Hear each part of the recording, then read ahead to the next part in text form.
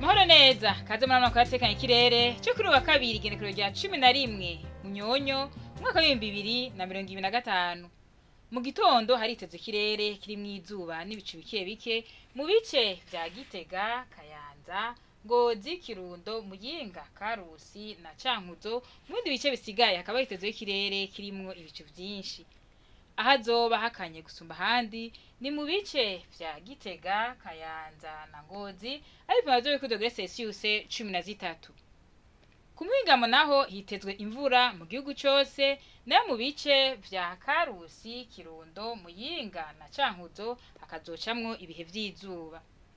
Ahazoba hashushe gusumba ahandi naho ni Bujumbura, ariko nazo biko degrees Celsius 29.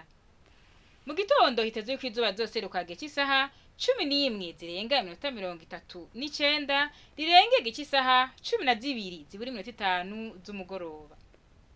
Amakuru atekanye ikirere mwatugene kugwe ijebu agarukiye hano. Makuru cyane kuyakurikirana na hejo.